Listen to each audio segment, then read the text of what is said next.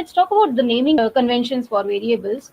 So every language has certain rules for how you can name them. Most of them are common. So let's look at what Python says about naming conventions. So firstly, as a programmer, you should always try to give descriptive names.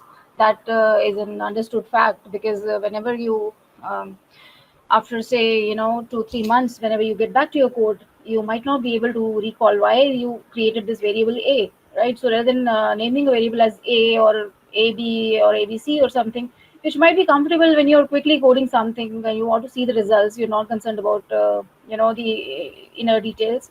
But still, it's nice if you name the variables like student name is equal to this, student roll number is equal to this, so that when you get back, you're just from the variable name you understand what it means, right? So they should be descriptive and should not be same as inbuilt names, right? So every language has some keywords. As an example, looping constructs, we have while, for, and then true, false is reserved for boolean. So these are all keywords, that is inbuilt names. So you cannot assign these names as your variable names. You'll always get an error. So we'll just see that. And another thing is that they are case sensitive. There are some languages where it doesn't matter, but for Python, if you have two variables where with the same name, but one has capital letters and the other has small case letters, these two are treated as two different variables. So that you should keep in mind. Now that another important thing is, like any other language, I think C++ have these restrictions, and I think most of the languages have these restrictions that you cannot start the variable names with a digit. Okay, and in Python, the other characters that are allowed, so alphanumeric are there, that is capital A to Z, and then small a to Z is there, and then underscore is another special character that is allowed, and digits from 0 to 9. So these are the only characters that you can have whenever you are naming the variables. So you see that although you can start a so the restriction is that you cannot start a variable with a digit.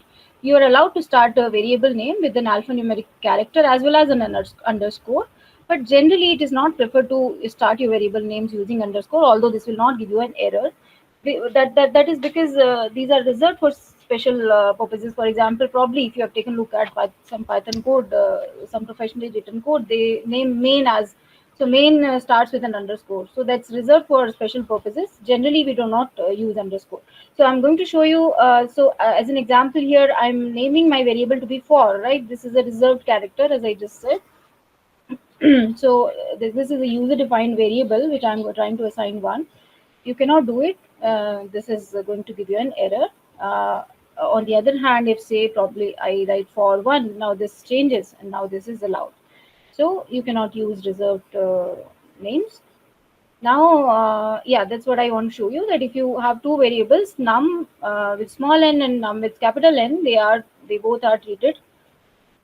They both are treated differently. They are two variables named. So this is small. This is first variable and this is second variable, right? So so case sensitive. Python is case sensitive. So you should keep that in mind. Now, as I said, you cannot start variable names using a digit. So this is what we are trying to do here. We are trying to start the variable name using a digit 1, which is going to give us an error. Whereas if you put the digit somewhere else, you can also put the digit at the second place. That is also fine. It's just that you cannot put it in the first place.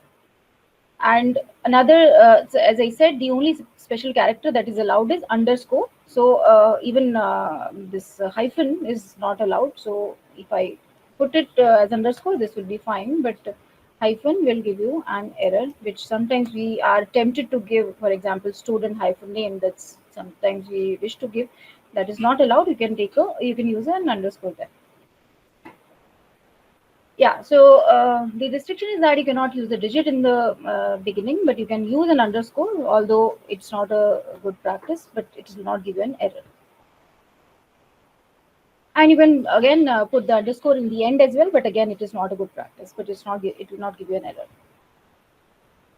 All right, so that was about what kind of variable names you can have. Now let's briefly talk about the naming conventions. By that I mean there is something called camel case. If you have probably coded before, you would have probably come across this term. So every programmer has a different way of naming. So whenever you are given any task, you think about what variables should be there, what names you should give. So so this is one way. This is so some people like to write their variable names like this, that they do not put any underscore or anything in between. And what they do is they separate variable parts by using the capital letter in between. So this is commonly known as camel case variable naming convention. First letter is small generally, and the middle letter, as in the first letter of the second subpart, is capital. So it seems like a camel hump, right? So that's what that's why it is named so. So that is one convention that people use. Second is snake case, which I generally prefer. For example, so everybody has their own style. So this is one where you do not make it capital. You see sometimes it's difficult when it is a long variable name. It if you do not have underscore, it becomes a little heavy. So you some people try to put an underscore. So that's called snake case. So convention is that after underscore you always have a small case, but initially you can have either a small one or capital one. So that's the convention, and many people follow this. And finally, there is a Pascal case where you take it's mostly like camel case, but the first letter is capital in Pascal case. So these are three kinds of conventions followed by different programmers. Okay. Next is assigning values to variables. Okay, so what is the operator that we use for assigning values? Is equal to.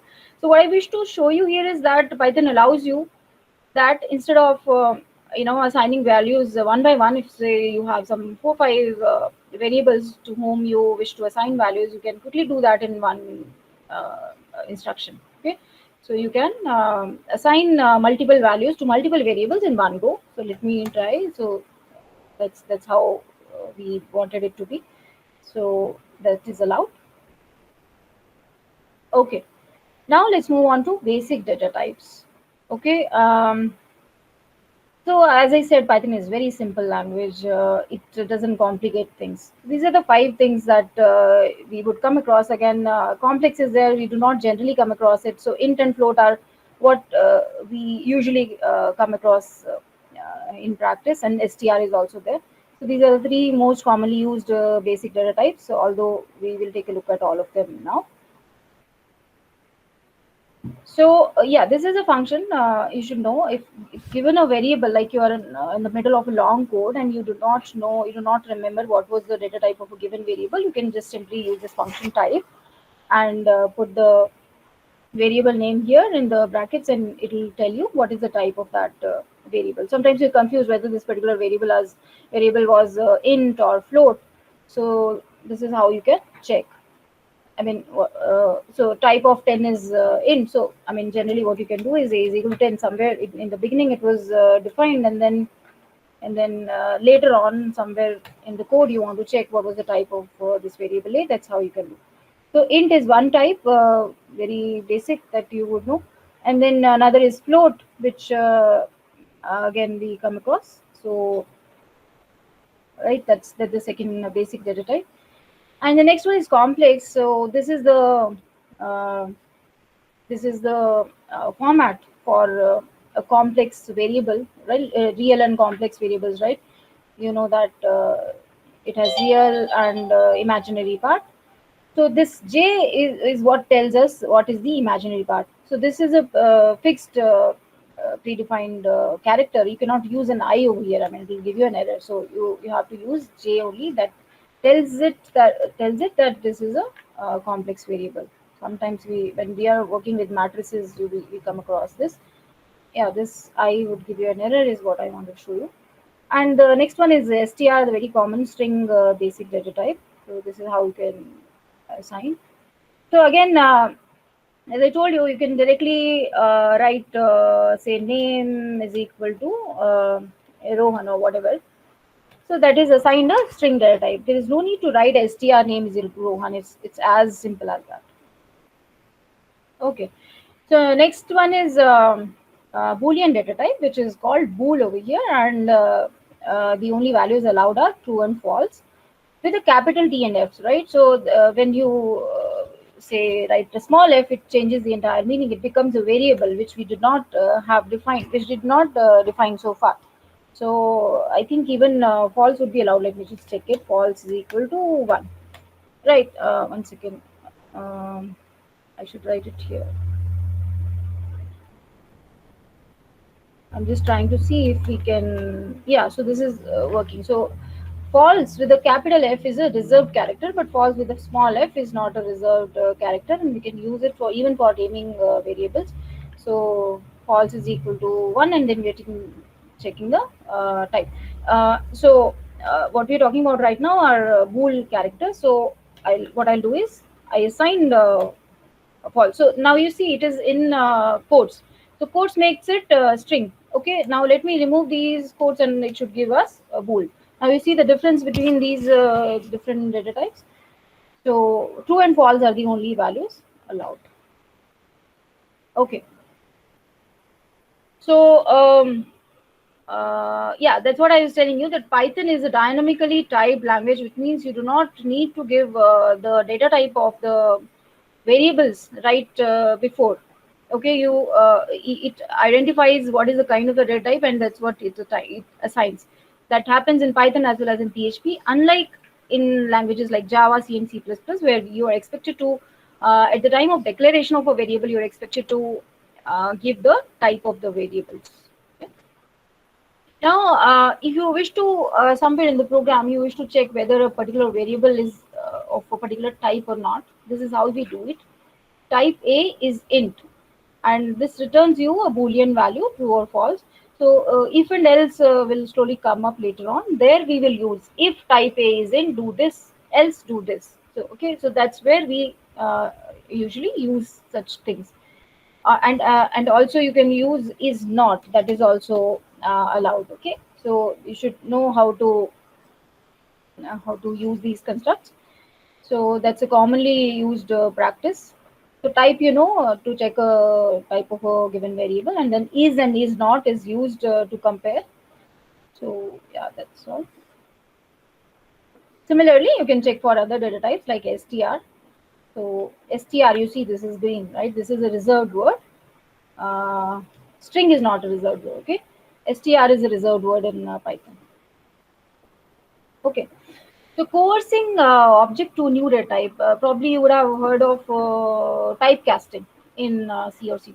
So what it means is a given variable has a given data type, and you wish to change the data type of that variable. How we can do that, whether or not we can do that in Python, is what we look at. So here you see this type of a is equal to int.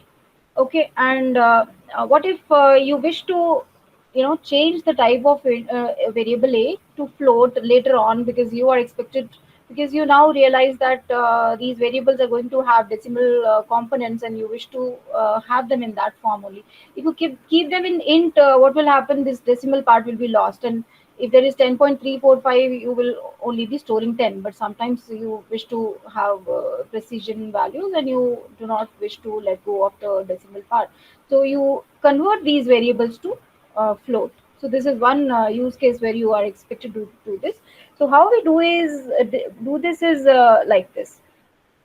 So float now sort of becomes a function, like you know how to call function. So this float will sort of become a function name, and as the variable goes in, the variable whose as a parameter goes in the variable whose type we wish to change, and then you assign that to another variable. Now b becomes a float, and a should be int only. Let me see. The type of a should be int only, right?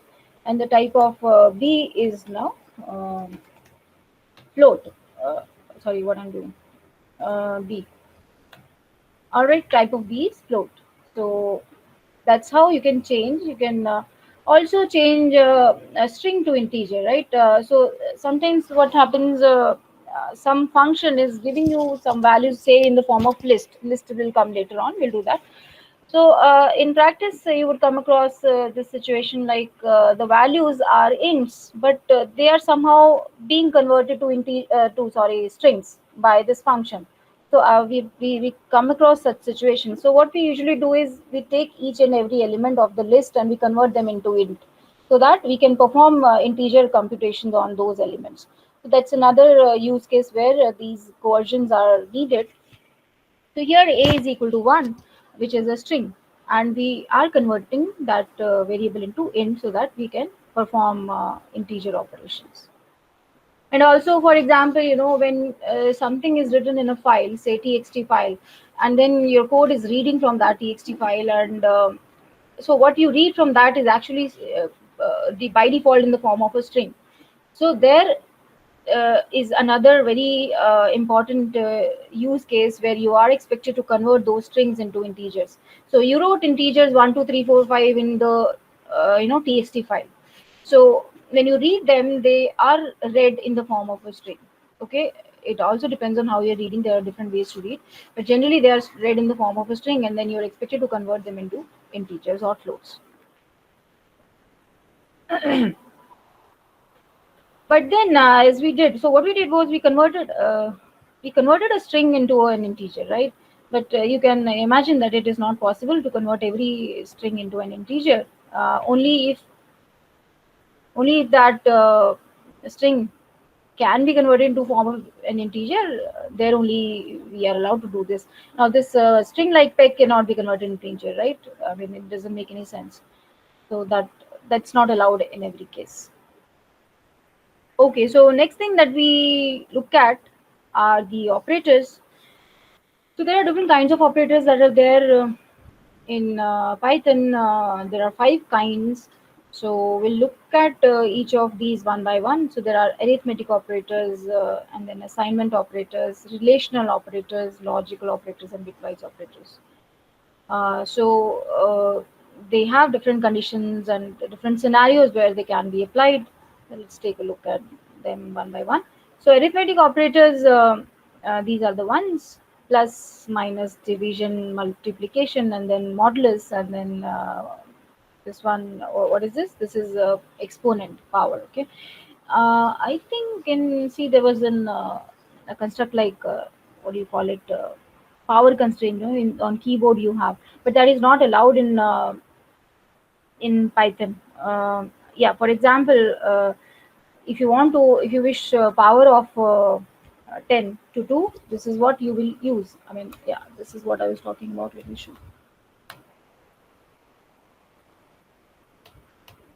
Yeah, this is giving you something else. You see, this particular construct I was talking about, generally in some places this is used for power, but this is not giving us the what we wanted. So this is the construct for getting the power or the exponent in Python. This is modulus, right? It will give you the remainder uh, of uh, remainder when you divide 10 by 2.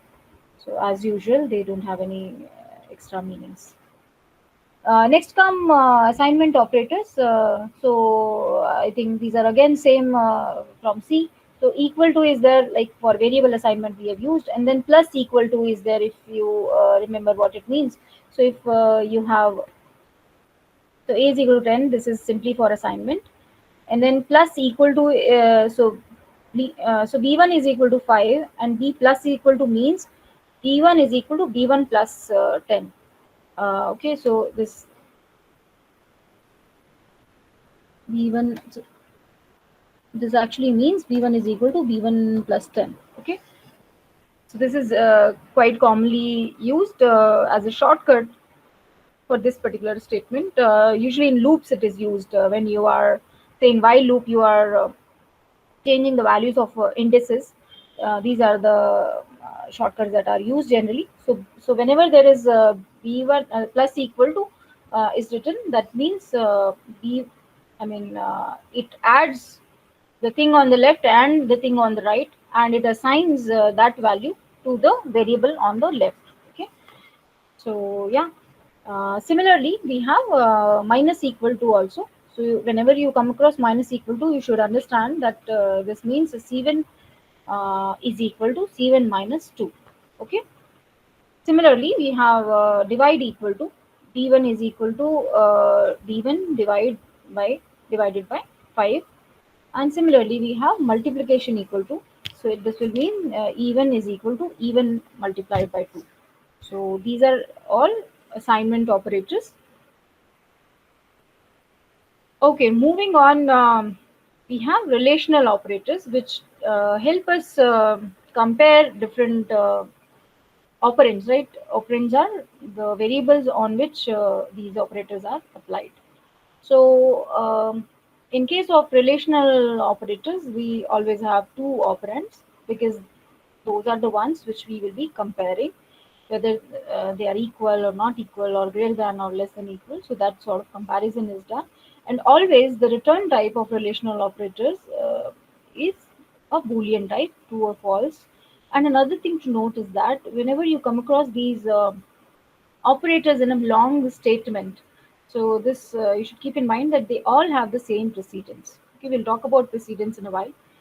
um, there'll be other operators, there can be other operators as well, like multiplication, division and all, so they have higher precedence than these operators. But the point is all these relational operators have the same precedence, which means whichever comes first will be taken up, will be computed first. Yeah, so this is an example of how we use it. So less than equal, there are two operands, 5 and 3. These could be variable names as well, like A is equal to this, B is equal to this, then A is less than B. We wish to check whether it is true or false, and it will return Boolean value. Similarly, yeah, for not equal, mm, not for not equal, this is what we use, the exclamation sign and then equal. So again, it will return a Boolean value. Similarly, we have greater than equal to, less than equal to. They are self-explanatory. Double equal to is whether they are equal to or not. So this you should keep in mind. So that whenever you come across a double equal, double equal is always used for comparison, and this is commonly used construct in say loops conditions, like where to stop these loops, while loop, for loop. Where we should stop. So there we give some conditions, and we write something like while a is equal to 2, keep doing this, right? So there we don't write a single equal, we write double equal. So you should know the difference between a single equal and double equal. Single equal is always used for assignment, and double equal is always used for comparison.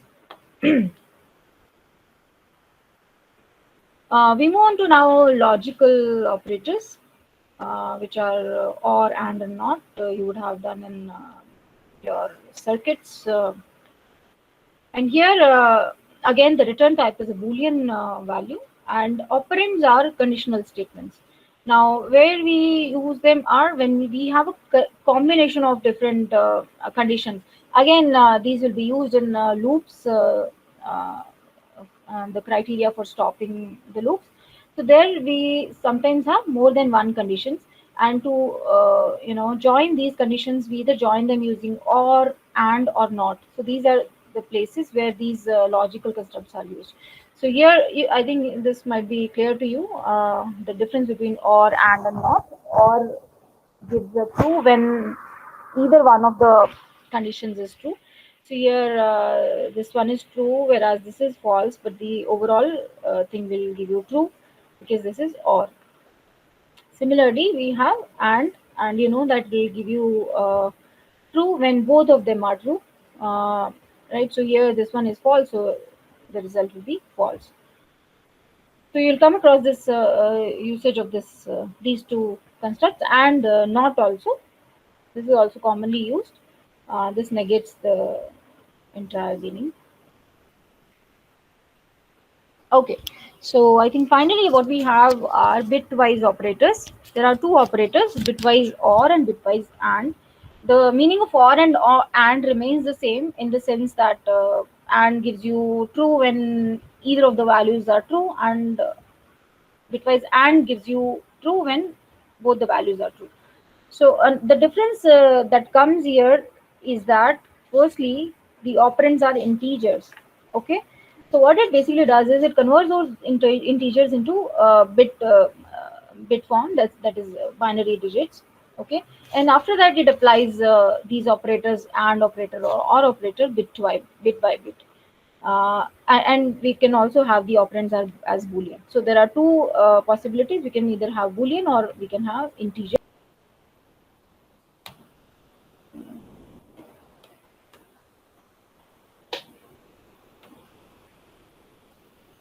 Yeah, so this is 2 is 0 1 0, right?